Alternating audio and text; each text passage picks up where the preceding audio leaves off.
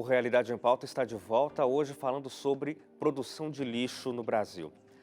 A reciclagem e a reutilização de materiais geram renda e oportunidades na capital paulista, local por onde se estende o rio Tietê, há 5 anos apontado pelo IBGE como o mais poluído do Brasil, perdendo só para o rio Iguaçu, que corta os estados do Paraná e Santa Catarina.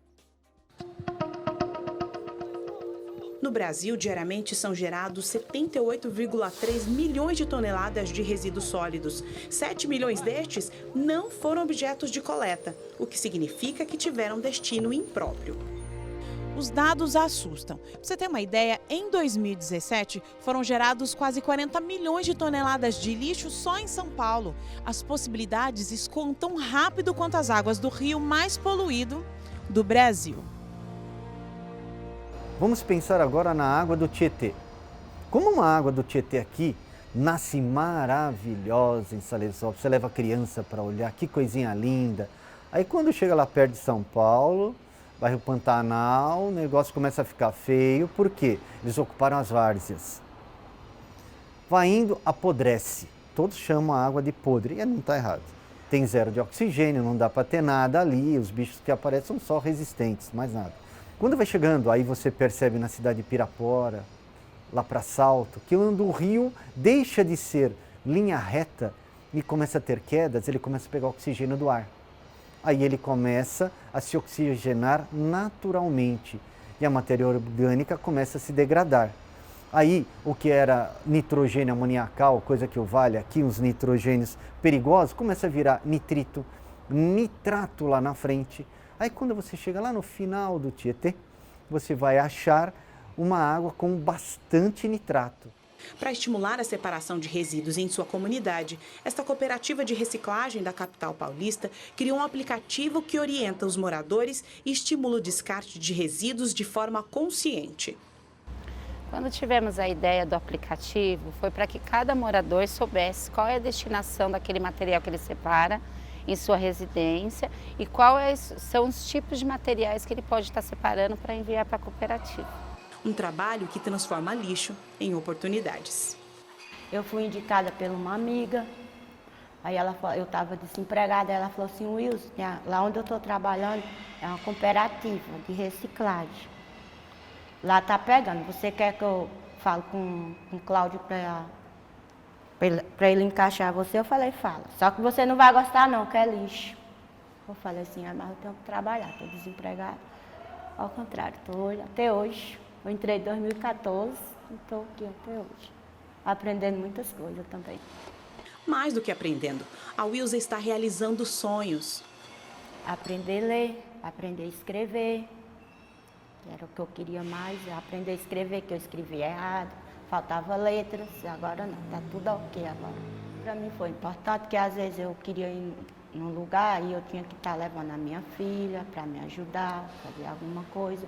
E agora não, eu vou só. Histórias como a da Wilza nos fazem pensar. Se este modelo de gestão beneficia tantas pessoas além do meio ambiente, por que será que o gerenciamento ecológico não é funcional no Brasil? Didaticamente, quando você estuda gestão ambiental, você vê duas vertentes, administração ambiental e gerenciamento ecológico. Em português parece a mesma coisa, não é quando você o aplica. Por quê? A administração ambiental, parece um nome tão abrangente e na verdade ela é uma administração apenas então só voltada para a legislação. Eu vou cumprir a legislação. Ela está fora da lei? De jeito nenhum, ela sempre está cumprindo a legislação. Só que ela não se importa com matéria-prima, com produto acabado, se essas coisas vão gerar muito resíduo, se elas são deletérias para o meio ambiente, nada disso, porém elas estão dentro da lei. O custo é um dos vilões do gerenciamento ecológico, porque você tem que investir e isso não vem rápido. A sustentabilidade é algo que na cabeça do brasileiro ainda é supérfluo. Nós somos muito imediatistas, a gente quer tudo para a hora. Então, um negócio que vai durar mais para vir o dinheiro, alguns já pensam que não vai dar certo. O que não pode dar certo é consumirmos sem pensarmos no impacto desses resíduos em nossa vida. Afinal, nos últimos 30 anos, o aumento do volume de resíduos produzidos no mundo foi 3 vezes maior que o populacional. já deu para entender que o problema do lixo não acaba quando coletado em nossa calçada. E a gente volta aqui no estúdio para continuar a conversa com o professor Edenilson Viana. Professor, quando a gente fala da responsabilidade coletiva, né, compartilhada, o fundamento é esse, porque o cidadão gera resíduos, ele gera lixo. Quanto é que cada brasileiro gera de lixo, professor?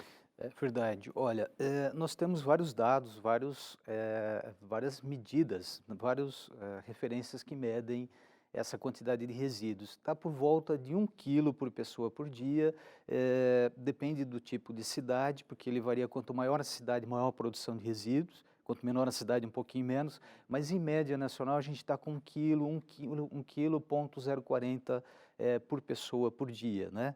E esse número vem aumentando, né? A gente percebe que esses números vêm aumentando, então a gente está aumentando a quantidade de resíduos que é produzido por pessoa por dia, né? Nessa estatística. O que é mais uma evidência de que a produção de lixo está diretamente relacionada aos hábitos de consumo, né? Aos hábitos de consumo e à situação econômica, né? Então, quanto mais rico for um país, ou quanto mais alto o nível social de uma pessoa, né? De uma família, maior a quantidade de resíduos que ela gera. Então, à medida que você tem melhora na economia, você tem um aumento na produção de resíduos, porque aumenta o poder de consumo da população também. Tá? E aí a gente vê aí esses programas, como a nossa reportagem mostrou, de reciclagem, né? Você vê ali as cooperativas, quer dizer, isso tudo acaba fomentando renda, trabalho, mas de alguma forma esse material que foi descartado de maneira correta pelo cidadão lá em casa, ele vai gerar mais do que isso, ele precisa voltar a ser útil, não é? Exatamente. E é importante porque existem tecnologias para a reciclagem dos materiais. O que a gente tem ali é uma dificuldade para fazer com que esse material que é gerado na residência ou na indústria, etc., para que ele chegue até a indústria recicladora, né? E a gente também tem um entrave da indústria recicladora que eu acho que também é importante ser abordado. E o que fala a reportagem é muito importante, que quando você pega um aplicativo e a pessoa consegue saber exatamente aquilo que ela precisa separar, isso é, de fato, um programa correto, porque o programa de coleta seletiva, todo programa, se ele for bem estruturado, ele está atrelado realmente ao mercado escoador ou à indústria recicladora. Você não vai separar um vidro para chegar lá depois, no final da segregação, da triagem, etc., mandá-lo para o aterro sanitário. Agora, se você não tem mercado para esse vidro, então você já tem que falar para a pessoa, olha, não separa ele agora, né? Espera um pouquinho ou muda teu hábito na hora de comprar, porque a gente não tem condições ainda de dar um destino para o vidro na tua região, porque o vidro é 100% reciclável, mas às vezes em determinadas regiões você não tem como vender esse material porque a indústria recicladora está longe. Então aí ela pode mudar o hábito, ela pode mudar o hábito de consumo, ela vai para o mercado e ela começa a substituir por outro tipo de embalagem, talvez uma embalagem plástica, se tiver mercado naquela região. Então é muito legal, é muito importante isso, né? Então o programa de coleta seletiva ele está estreitamente agregado ao mercado escoador ou ao mercado aquilo que é possível vender naquela região. Então, isso é correto com a população, né? É esse tipo de medida, né? Sim. Um dos materiais que, neste ano, por exemplo, entrou no foco da ONU foi justamente o plástico, né? A ONU marcou o Dia do Meio Ambiente hoje com uma política forte de combate ao consumo do plástico, ao descarte indevido do plástico. Isso, nós temos o plástico, ele tomou conta, né? Do nosso consumo, dos produtos que a gente consome, e na verdade a gente tem que olhar para ele com uma certa moderação, com relação ao descarte do material. Por quê? Porque o material tem plásticos que são recicláveis, que na verdade, são plásticos que são biodegradáveis. E aí o custo dele é maior. Então, se você tivesse um plástico biodegradável, era muito mais fácil de você lidar com ele na hora do teu consumo, né? Agora, se você tem um plástico que não é biodegradável, se você está numa região que você não tem um programa de coleta seletiva e você não vai desviar esse material do aterramento, então é importante que você também olhe para o teu hábito de consumo e você tente olhar e verificar de que forma, que outro produto você teria para que você consiga amenizar essa situação. Ou seja, tudo foca na fonte geradora. A fonte geradora ela tem um poder imenso, né?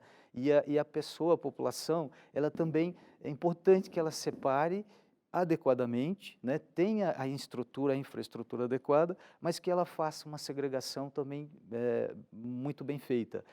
A pessoa às vezes segrega um material, eu tenho reciclagem é possível separar papelão. Aí eu pego uma embalagem de pizza, por exemplo, e coloco lá, mas ela está toda cheia de gordura, etc. Tal.